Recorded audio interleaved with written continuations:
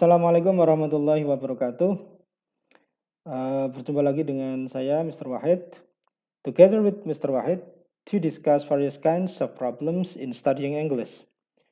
Oke, pada kesempatan kali ini saya akan membahas isu tentang simple present. Apa sih simple present itu? Bagaimana rumusnya atau bagaimana bentuknya, kemudian fungsinya, dan bagaimana ketika digunakan di dalam kalimat. Oke, langsung saja. Pertama, saya akan membahas tentang tenses in summary. Jadi, kalau dalam bahasa Inggris itu, tenses itu ada 16 tenses. 16 tenses presented in summary via the table below. Jadi, tenses itu ada 16. Lah, untuk menunjukkan masing-masing tense-nya, itu kalau bisa kita baca di tabel ini itu pertemuan antara waktu dan sifat. Sehingga tenses itu dipengaruhi oleh waktu dan sifat. Waktu itu ada 4, sifatnya juga ada 4. Waktu itu ada present, ada past, ada future, ada past future. Kemudian sifatnya ada simple, ada progresif, ada perfect progresif. Dari waktu present itu sekarang, past itu lampau, future akan datang. Jadi ini yang terjadi sekarang, yang terjadi lampau sudah lewat, yang terjadi akan datang. Past future ini pengandaian, jadi akan terjadi di waktu lampau. Jadi ya sebenarnya tidak terjadi, tapi akan terjadi di waktu lampau. Tapi ya kalau yang sifatnya ada simple, ini sederhana, progresif ini sedang berlangsung, kemudian perfect ini sudah terjadi, perfect progresif ini telah berlangsung dan telah dimulai dan masih berlangsung sampai sekarang, itu perfect progresif. Nah, untuk pertama, di sini saya akan membahas tentang simple present. Jadi sifatnya sederhana, waktunya sekarang, ketemunya simple present. Rumus kalimat positifnya itu cirinya ada subjek plus verb 1 ditambah S atau ES. Notes, S itu subjek, V itu verb, 1, 2, or 3. Kemudian B itu am, is, are, was, were, and been. Kemudian modal auxiliary ada will, shall, should, and would. Nah ini penjelasannya. Kemudian saya masuk ke defining simple present. How to define the simple present? Simple present expresses first, daily habit or usual activities, and second, expresses general statement of fact. Jadi sebenarnya simple present itu untuk mengungkapkan kebiasaan sehari-hari, daily habit atau usual activities, yang umum kegiatan yang terjadi berkali-kali. Kemudian yang kedua untuk mengungkapkan pernyataan secara umum, general statement atau fakta. Fakta atas suatu kejadian, atas sesuatu kejadian, faktanya seperti apa? Itu menggunakan simple present. Oke, next. Oke. Example, contohnya. I go to school every morning. Jadi go yang saya cetak merah ini sama every morning. Every morning ini menunjukkan kegiatan sehari-hari. Sehingga ini menunjukkan simple present karena subjeknya I ini go tanpa ES. I go, verb 1 murni. I go to school every morning. Kemudian yang kedua, the sun rises in the east. Jadi matahari terbit dari timur. Nah, matahari terbit dari timur itu sebuah fakta, kebenaran umum, general statement of fact. Sehingga tidak bisa dibantah lagi. Sehingga ketika itu menunjukkan fakta, berarti itu menggunakan simple present. Karena subjeknya sun, benda tunggal, maka verbnya ditambah S. Yang awalnya rise menjadi rises. The sun rises in the east. Okay, next. The function of simple present. Saya kira tidak banyak perubahan. Di sini ada examples, ada contoh. Kemudian di sini ada functionnya. Function yang pertama, to express general statement of fact and timeless truths. Jadi untuk menunjukkan kebenaran atau fakta secara umum atau kebenaran yang timeless, yang selamanya. Jadi kebenaran yang selamanya itu juga Menggunakan, kalau mau mengungkapkan itu menggunakan simple present. Contohnya di sini, examples, water consists of hydrogen and oxygen. Jadi air terdiri dari hidrogen dan oksigen. Ini adalah fakta sehingga ini menggunakan simple present. Dinyatakan dengan simple present. The average person breathes 21,600 times a day. Jadi ini juga kebenaran umum atas penelitian. Dikatakan bahwa rata-rata orang bernafas 21.600 kali sehari. Nah, ini fakta. Kemudian the world is round. Dunia itu bulat. Nah, ini juga kebenaran umum sehingga diungkapkan dengan simple present. The function to express general statements of fact and timeless truths. Nah, yang kedua, fungsi dari simple present adalah to express habitual or everyday activity, untuk menceritakan kegiatan sehari-hari.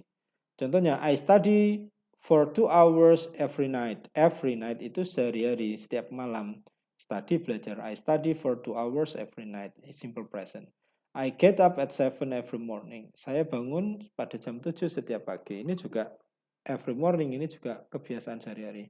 He always eats a sandwich for lunch. Dia selalu memakan sandwich untuk makan siang. Nah, always ini juga sehari-hari, makanya karena subjeknya he, it-nya ditambah s. Jadi he always eats a sandwich for lunch. Nah, cirinya kegiatan sehari-hari itu, ini misalkan garis waktu, ini adalah garis waktu, di sini itu present sekarang, kalau di sini past, kalau di sini future, maka kejadian yang berulang itu setiap hari. Ini terjadi lagi, yang disilang ini ada kejadiannya, kejadian. Maka ketika kejadiannya itu terjadi sehari-hari dan bahkan masih berlangsung pada waktu yang akan datang, ini diungkapkan dengan simple present. Classification of simple present. Kalau kita bahas tenses, itu kita akan dihadapkan pada dua kalimat atau dua bentuk kalimat. Yang pertama verbal sentence, yang kedua nominal sentence. Perbedaannya apa verbal sama nominal? Intinya perbedaannya itu di verb-nya.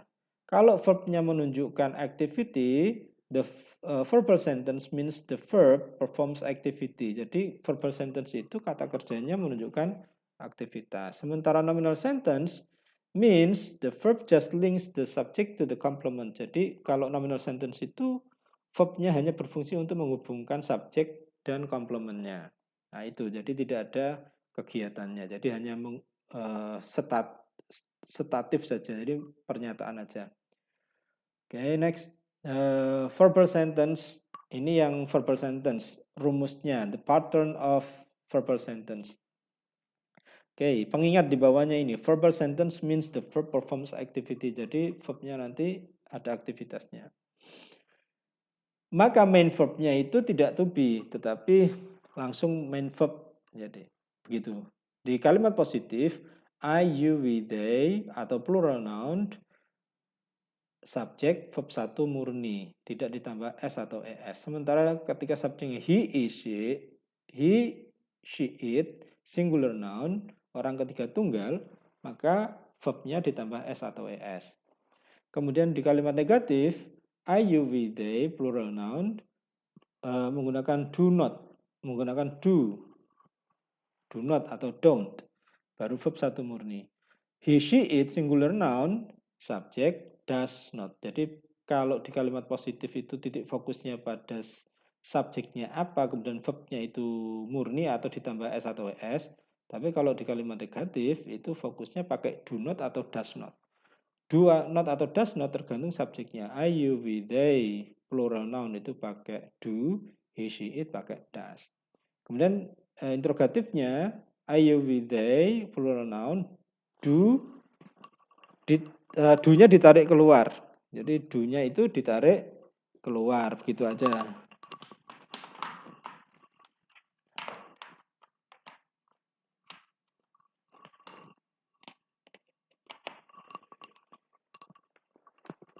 Oke, kemudian selanjutnya, nah ini contohnya. Contohnya di verbal simple present. dari kalimat positif. I wake up early every day. Subjeknya I, verbnya wake up every day. I do not wake up early every day. Menjadi I do not. Karena subjek I maka negatifnya pakai do. Kemudian interrogatifnya, do I wake up early every day? Apakah saya bangun tidur setiap hari? Nah ini do-nya ditarik keluar. Jadi yang awalnya I do menjadi do I. Nah, kemudian yang kedua, water flows from the high place to the low place. Air mengalir dari tempat yang tinggi ke tempat yang rendah. Nah, karena subjeknya water, water itu kalau diprononkan itu menjadi it. Karena ini it, maka verbnya flow ini ditambah s. It flows. Water flows from the high place to the low place. Water negatifnya, water does not flow from the low place to the high place. Air tidak mengalir dari tempat yang rendah ke tempat yang tinggi gitu. Jadi karena ini subjeknya water atau menjadi it, maka untuk negatifnya pakai does. Kalau yang pertamanya positifnya water flows pakai s karena subjeknya itu it, water itu it.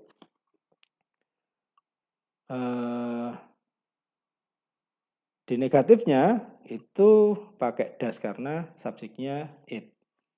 Interrogatifnya, does-nya ditaruh keluar. Jadi, does water flow from the high place to the low place? Karena sudah does, maka flow-nya sudah tidak tambah s lagi. Jadi, kembali ke verb 1 murni. Nah, gitu. Kemudian yang terakhir ini, they go to school together every day. Mereka pergi sekolah bersama-sama setiap hari. They do not go to school together every day. Mereka tidak pergi ke sekolah bersama-sama setiap hari. Do they go to school together every day? Apakah mereka pergi ke sekolah bersama setiap hari? Nah, di sini karena subjeknya they, maka go di sini tidak ditambah es atau s. Dan di kalimat negatifnya itu pakai do not. Nah, pakai do karena they gitu. Oke. Selanjutnya nominal sentence. Kalau tadi yang dibahas adalah verbal sentence, sekarang yang nominal sentence. Nominal sentence itu, nominal sentence means the verb just links the subject to the complement. Jadi di sini ada subject, ada complement. Nah, di sini to be ini menunjukkan nominal sentence. Itu. Nominal sentence. Dan nominal sentence itu komplementnya itu bisa berupa adjektif, bisa berupa adverb of place, atau adverb of time, atau noun. Bisa benda, bisa keterangan tempat, keterangan waktu, bisa sifat. Gitu. Rumusnya kalau I am, you, we, they, are, he, she, it, is. Negatifnya setelah to be diikuti not. Interrogatifnya atau yes no questionnya to be ditaruh di luar atau di depan gitu. Jadi ini agak mudah. Jadi tinggal fokusnya ke komplementnya. Apa sih nanti komplementnya itu? Komplementnya itu bisa adjektif, bisa adverb of place, adverb of time, bisa noun. Tuh, next. Nah, ini contohnya. Ini contoh. Ini nominal simple present. Jadi kalimat nominal di simple present. Ini diikuti adjektif, ini diikuti keterangan tempat, ini diikuti keterangan waktu, ini diikuti benda. Jadi I am misalkan, I am clever, I am in class, I am at 7 o'clock, I am student. Nah, begitu. Jadi saya pintar, saya dalam kelas, saya pada jam 7, saya seorang atau saya siswa. I am not stupid, I am not on the table. I am not in the morning. I am not teacher. Saya tidak bodoh. Saya tidak di atas meja. Tidak saya tidak di waktu pagi. Saya tidak guru gitu. Nah, ini ke dalam kalimat positif. Jadi bisa diikuti adjektif, keterangan tempat, keterangan waktu atau benda. Dan am I, pertanyaan ini, kalau di pertanyaan am I calm, apakah aku tenang? Am I in Jakarta? Apakah aku di Jakarta? Keterangan tempat. Am I in this week? Apakah aku pada minggu ini? Am I pen? Apakah aku bolpen? Nah, itu. Jadi di sini nominal sentence.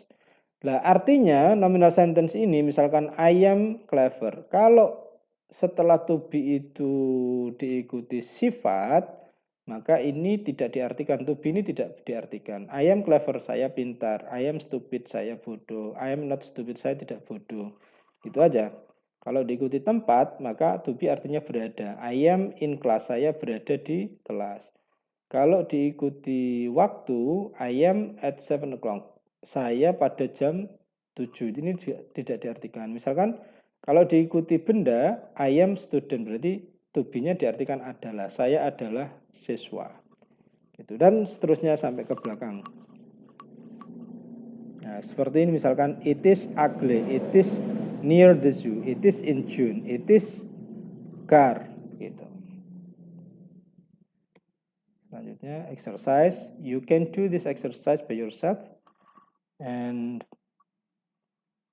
you can pause first and do it by reading the direction first. Then please answer right on the comment. Thank you very much. Assalamualaikum warahmatullahi wabarakatuh.